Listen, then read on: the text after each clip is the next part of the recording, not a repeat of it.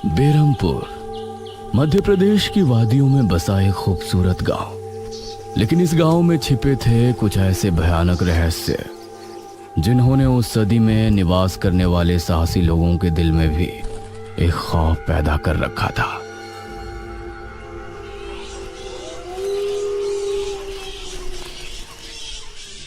आज तो बहुत दिनों के बाद मित्रों से मिलना हो रहा है, बहुत आनंद आएगा। अरे मदन, कहाँ जा रहा है इस समय? पिताजी, मेरे मित्रों से इतने दिनों बाद मिलना हो रहा है। वो सुबह होने पर वापस नगर चले जाएंगे। अरे तुझे पता नहीं क्या, आज शनिवार की रात है। आज के दिन निशिर मोलो गांव में घूमते हैं। पिताजी, चाहे निशिर मोलो आए या नरकासुर, मुझे आज मेरे मित्रों से मिलने से कोई नहीं रोक सकता। ठीक है, लेकिन ध्यान रहे, जैसे ही तुमको उनके कदमों की आहट सुनाई दे और उनका वो मंत्र जिसको वो दोहराते हुए आगे बढ़ते हैं, तो उन्हें बिना देखे किसी ऐसी जगह छिप जाना जहां से ना वो तुमको देख सके ना तुम उनको। और जब तक उनकी आवाज आना बंद ना हो जाए उनके सामने नहीं आना। वो 4 भयानक आदमी होते हैं जो अपने कंधों पर एक ताबूत को उठाए होते हैं, और अगर कोई उन्हें देख ले तो वो जिंदा नहीं बचता। मुझे पता है पिताजी, अब मैं चलता हूँ। यह कहकर मदन घर से निकल गया, लेकिन उसके पिता के चेहरे पर उसकी फिक्र साफ नजर आ रही थी। निशिर मोलो आ जाएंगे और साथ ले जाएंगे। ऐसा लगता है कि हमारे गांव के लोग अभी भी दूसरी सदी में जी रहे हैं। वो तेज तेज कदमों के साथ आगे बढ़ रहा था। कुछ देर बाद उसे जंगल की तरफ एक पगडंडी वाला रास्ता नजर आया। यहां से जाऊंगा तो जल्दी पहुंच जाऊंगा, यहीं से आगे बढ़ता हूं। बिना ज्यादा सोचे वो जंगल के अंदर बने उस पगडंडी वाले रास्ते पर आगे बढ़ गया।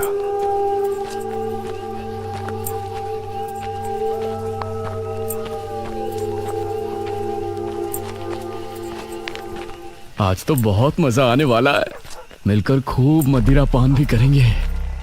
तभी उसे भारी कदमों की आहटों के साथ कुछ आवाजें सुनाई देने लगी। इन आहटों और आवाजों को सुनकर वह एकदम से चौंक पड़ा और उसकी आंखें डर से बड़ी हो गईं। हे भगवान! वो जल्दी से झाड़ियों की तरफ भागा और उनमें छिपकर बैठ गया। वो झाड़ियों की ऊंट में बैठा लंबी लंबी सांस ले रहा था। वो आवाजें अब और ज्यादा साफ होने लगी थी। उसे यकीन था कि अब वो लोग उसके करीब ही आ रहे हैं। उसने धीरे धीरे छिपकर अपनी एक आंख से उनको देखा और वो हैरान रह गया।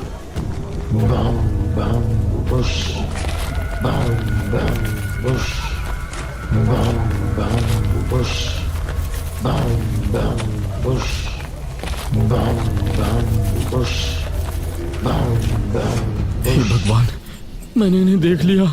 हाँ। मदन पूरी तरह से झाड़ियों में छिप गया और कुछ देर अपनी सांस तक रोके वहां छिपा रहा। फिर उसने धीरे से झांक कर देखा तो अब वो लोग कहीं नजर नहीं आ रहे थे। हाँ, लगता है चले गए। वो वहां से निकला और दोनों तरफ देखा तो वहां कोई नजर नहीं आया। हाँ, शुक्र है भगवान। उसने एक कदम बढ़ाया ही था कि तभी उसे फिर से वही आवाजें अपने ठीक पीछे से सुनाई देने लगी। उसने एक झटके से पलटकर देखा तो वो चारों ताबूत वाले शख्स ठीक उसके पीछे खड़े थे।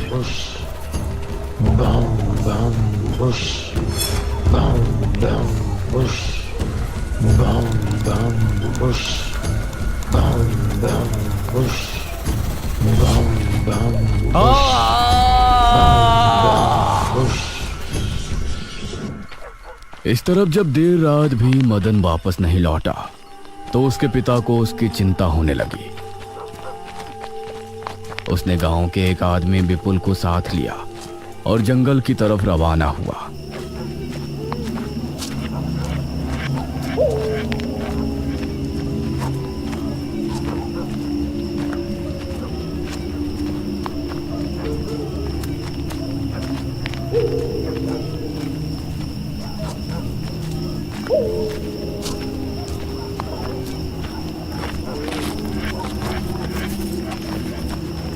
काफी देर बाद एक बरगद के पेड़ के पास जाकर उनके कदम रुक गए और आंखें खौफ से फट पड़ी। उन्होंने मदन को रहस्यमयी परिस्थिति में पाया। उसके चेहरे पर डर और आंखों में खौफ ऐसा नजर आ रहा था कि जैसे उसने हादसे से पहले बहुत ही भयानक मंजर देखा हो। मदन!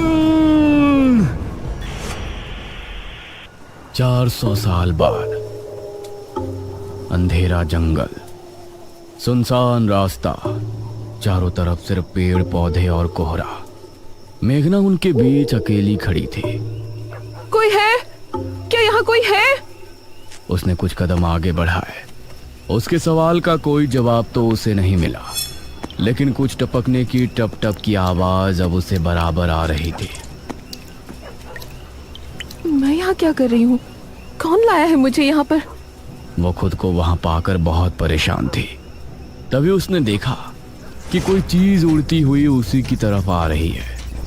वो उसे हैरानी से देखने लगी। पास आने पर पता चला कि वो कोई विशालकाय भयानक पक्षी था। बचाओ! मेघना उससे बुरी तरह से डरकर भागने लगी और वो उसका पीछा कर रहा था। मेघना ने उसे पीछे पलटकर देखा तो वो उसको पकड़ने ही वाला था, लेकिन तभी मेघना एक पेड़ से टकराई। उसने देखा कि उस पेड़ से हरे रंग का पानी टपक कर नीचे गिर रहा था। मेघना उस हरे पानी को गौर से देख रही थी। तभी अरे ओ मेघना, उठ जा यार, कब तक सोएगी? मेघना आंखें मलते हुए नींद से जागी। उसने देखा कि सुबह के 9 बज चुके थे। ओह शिट, हम तो लेट हो गए। तूने मुझे उठाया क्यों नहीं? मेघना अपनी एक पार्टनर इशिता के साथ दिल्ली में रह रही थी, जहां वो एक लैब में काम किया करती थी। दोनों ने साथ नाश्ता किया और फिर तैयार होकर अपनी लैब के लिए निकल गई।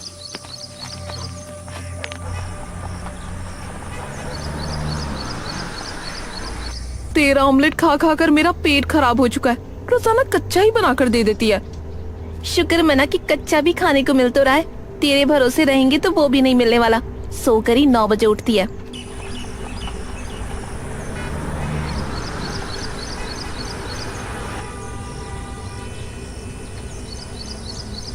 ये दोनों लैब में पहुंची और वहां जाते ही इशिता के पास प्रोफेसर जयदेव की कॉल आई।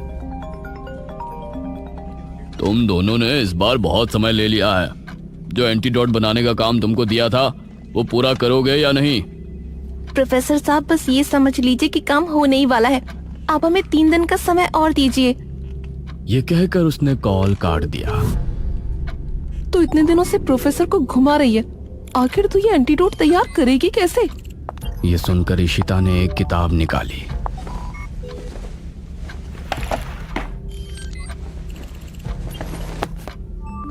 यार देख ये किताब, इसमें बहुत से ऐसे लिक्विड के बारे में लिखा है जिनकी कहानी पुरानी दंत कथाओं और लोक कथाओं से जुड़ी है। तो तू कहना क्या चाहती है? मुझे इस किताब में बहुत ही अनोखे लिक्विड के बारे में पता चला है, जिसे मृत्युंजय अमृत कहते हैं। हम उस लिक्विड का टेस्ट करेंगे और अगर वो हमारे काम का निकला तो उसे यूज भी कर सकते हैं। मृत्युंजय अमृत? देख, मैं तेरे साथ कहीं नहीं जाने वाली हूँ। ये सब बातें बकवास होती हैं। अरे देख तो सही, इस पेड़ से हर पूर्णमासी की रात ये हरा लिक्विड टपकता है। तभी मेघना ने देखा कि उस पन्ने पर किसी मृत्युंजय अमृत के बारे में लिखा था और उसमें ठीक वही पेड़ दिखाया गया था जो मेघना रोजाना अपने सपने में देखा करती थी। मतलब उस हरे पानी की बात ही इस किताब में लिखी थी। हे भगवान, क्यों हिला डाला ना, है ना इंटरेस्टिंग? मेघना ने कुछ सोचा और फिर जवाब दिया, हाँ तो हम दोनों कल ही बीरमपुर गांव के लिए निकलते हैं।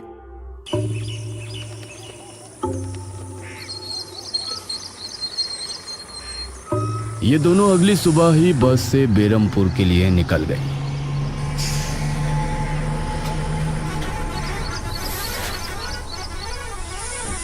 वैसे एक बात बता, तू मेरे साथ वहां जाने के लिए एक ही बार में कैसे राजी हो गई? मेघना ने सच को छिपाते हुए कहा, ऐसी अनोखी चीज देखने के बाद भला कौन नहीं होगा जो इसको देखना नहीं चाहेगा? ओहो, ये हुई ना बात। मैंने तुझे पार्टनर बनाकर कोई गलती नहीं की।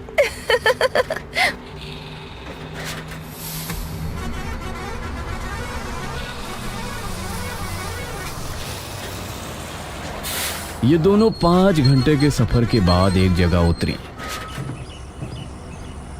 इनके ठीक सामने एक बड़ा सा गेट था जिस पर नाम लिखा था बेरमपुर।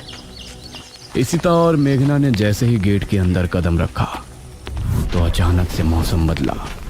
सूरज मानो बादलों के पीछे छिप गया और एक हवा अपने साथ आंधी ले आई। अरे वाह, गांव का मौसम तो बहुत ठंडा है। इधर गांव के लोग भी अचानक बदलते मौसम को देखकर हैरान रह गए। अरे ये क्या, अभी तक तो काफी गर्मी थी, ये अचानक आंधी कहां से आ गई? मुखिया जी, लगता है बारिश भी जरूर आएगी। इधर मेघना और इशिता दोनों ही गांव की तरफ बढ़ रही थी। यार, ये गांव के लोग ठीक तो होंगे ना? गांव के लोग तो ठीक ही होते हैं, अजीब तो हम शहर वाले होते हैं। ये बात तो तूने बिल्कुल पते की कही। इशिता और मेघना दोनों गांव के चौक पर पहुंची। वहां एक कुआं भी था और वहीं मुखिया भी 2 आदमियों के साथ खड़ा था। अरे बच्चियों, तुम दोनों कौन हो? अब नमस्ते जी, मेरा नाम इशिता है और ये है मेरी दोस्त मेघना। अच्छा बेटा, वैसे हमारे गांव में किस वजह से आना हुआ? वो असल में वो अंकल, हम लोगों को अपनी स्टडी के लिए 5 गांवों के बारे में लिखना है, इसलिए हम लोग यहाँ आए हैं। इसके बाद और 4 गांवों में जाएंगे। ओह अच्छा, फिर तो ठीक है बच्चों, हम तुम्हारी जितनी हो सके उतनी मदद करेंगे। जी अंकल, क्या हमें यहाँ कुछ दिन के लिए रहने के लिए कोई घर मिलेगा किराए पर? अरे बच्चों, तुमको किराए की घर की क्या जरूरत है? तुम दोनों जब तक चाहो मेरे ही घर में रह सकती हो। ठकुराइन वैसे भी लड़कियों से बहुत प्यार करती है। जी शुक्रिया अंकल।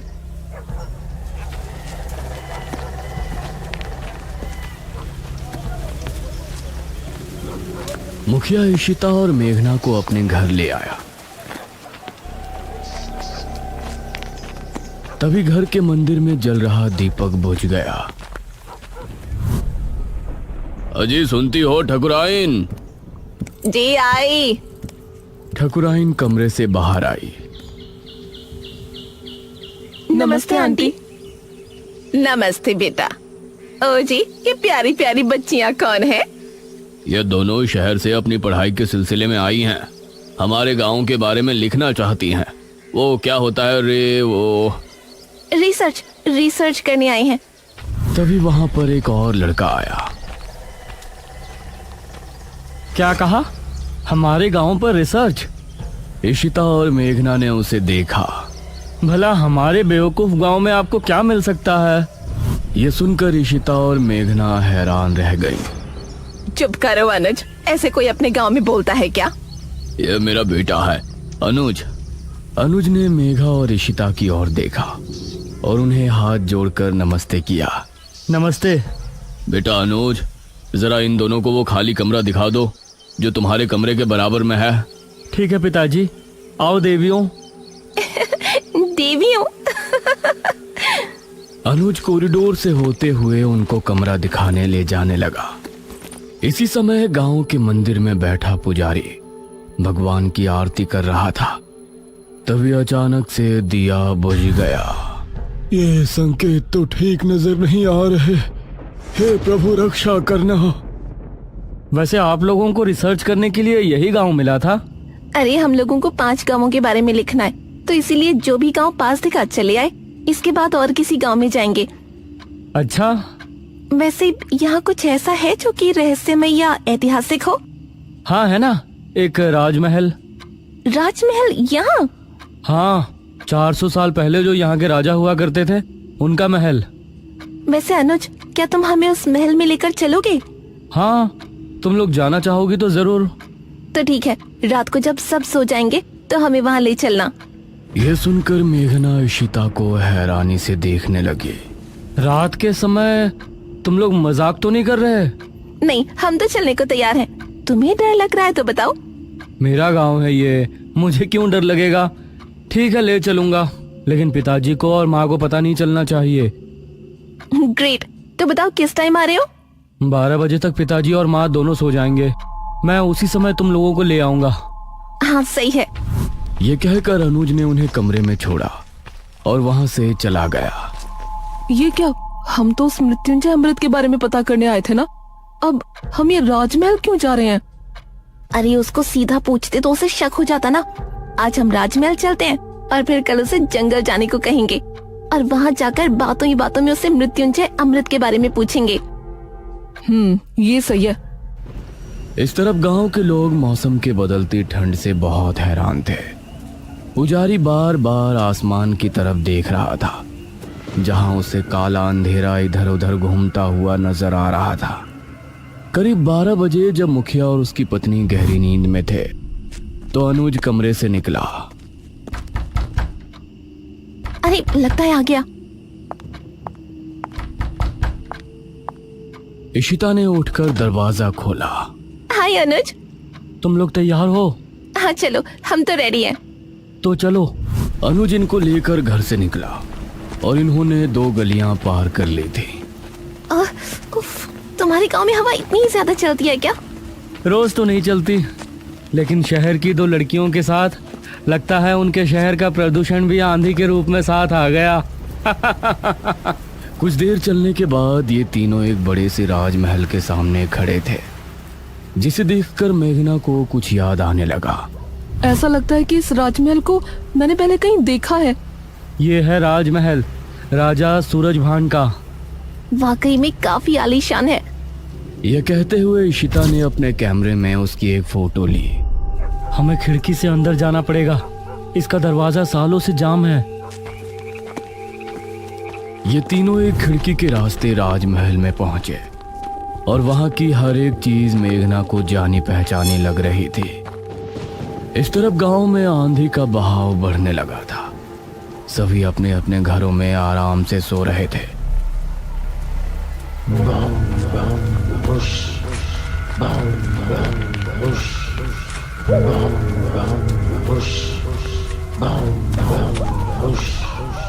अरे ये आवाज तो निशिरमोलो।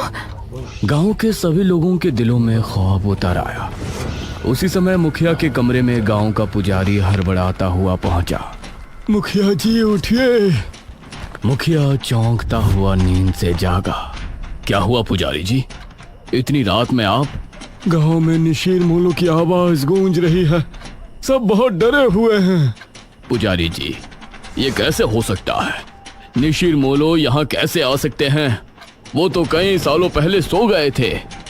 जरूर कुछ ऐसा हुआ है जिससे वो जाग उठे थे। हमारा मन बहुत विचलित हो रहा है। गांव के सभी लोग अपने अपने घरों में जाग चुके थे और डरे बैठे थे। यह आवाज सभी के दिलों में खौफ पैदा कर रही थी। मेघना, इशिता और अनुज तीनों इस बात से बेखबर राजमहल में घूम रहे थे। ये कैसी आवाज है? हाँ, मैंने भी सुनी। ऐसा लग रहा था कि कोई सिपाही भारी जूतों के साथ गलियारे में चहलकदमी कर रहा है, लेकिन दूर दूर तक कोई नजर नहीं आ रहा था। उसी समय गांव के 2 आदमी संपत और कप्ता जंगल की सरहद पर बैठे हुए जुआ खेल रहे थे। अरे संपत यार, चल घर चलते हैं, अब बहुत समय हो गया। ओहो, अब तू हार रहा है तो घर चलते हैं। अरे चुपचाप पूरी बाजी खेल, इससे पहले तो मैं तुझे जाने नहीं दूंगा। हाँ। यह सुनकर कप्ता फिर से उसके साथ पत्ते बांटने लगा। उन दोनों को यह आवाज सुनाई दी। तेज आंधी की हवाओं में उनकी आंखें बहुत मुश्किल से खुल रही थी। उन दोनों ने देखा कि सामने से 4 आदमी अपने कंधों पर एक ताबूत उठाए मंत्र पढ़ते हुए चले आ रहे हैं। संपत और कप्ता इससे पहले कुछ करते, वो चारों आकर उनके सामने रुक गए। हवा का रुख थोड़ा कम हुआ। वो चारों अपनी लाल चमकती आंखों से संपत और कप्ता को घूर रहे थे। इधर इशिता, मेघना और अनुज को एक दरवाजा खोलने की तेज आवाज सुनाई दी और वो चौंक पड़े। न जाने उस दरवाजे से कौन निकला, जिसको देखकर ये तीनों चौंक पड़े। वहीं संपत और कप्ता के सामने खड़े वो चारों शख्स जो कि निशूर मोलो थे। उनके कंधों पर रखा ताबूत खुल गया और उसके खुलते ही संपत और कप्ता की चीख पूरे गांव के लोगों ने सुनी, जिसे सुनकर सभी गांव के लोग डर गए। ये किसकी चीख थी जी? निशिर मोलो, ये चीख किसी अनहोनी की संकेत थी। निशिर मोलो आखिर कौन है? क्या है मृत्युंजय अमृत? और क्या संबंध है मेघना का इन सब से? इन सभी सवालों के जवाब जानने के लिए हमारे साथ जुड़े रहिए इस कहानी के अगले भाग में भी।